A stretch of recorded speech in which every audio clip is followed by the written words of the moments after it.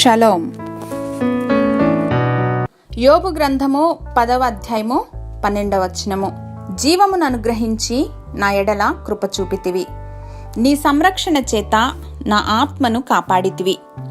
You gave me life and showed me kindness, and in your providence watched over my spirit. మన జీవ ప్రదాత, మన సృష్టికర్త, నరుని నాసికారంధ్రంలో జీవవాయువులూదిన పరమపిత ఎల్లప్పుడూ తన బిడ్డల యొక్క రక్షణను బట్టి నిశ్చయత కలిగి ఉన్నారు.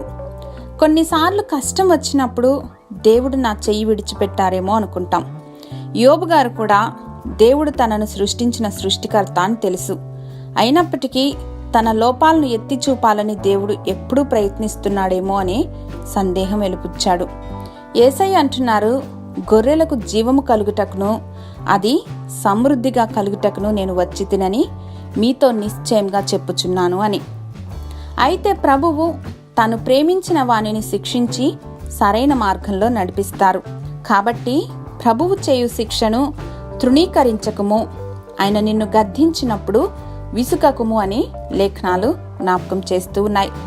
We are God's children and he wants us to grow in grace and in a knowledge of the Lord Jesus Christ. మా ప్రియ పరలోకపు తండ్రి, కూరిమి చేత మమ్మును కుమారులుగాను కుమార్తెలుగాను ప్రేమిస్తున్నందుకు వందనాలు ప్రభువా. ఆత్మఫలము ఫలించి మీలో ఎదుగులాగున కృపణను గ్రహించమని యేసు నామంలో ప్రార్థించి పొందుకొని మా ప్రియ పరలోకపు తండ్రి, ఆమేన్.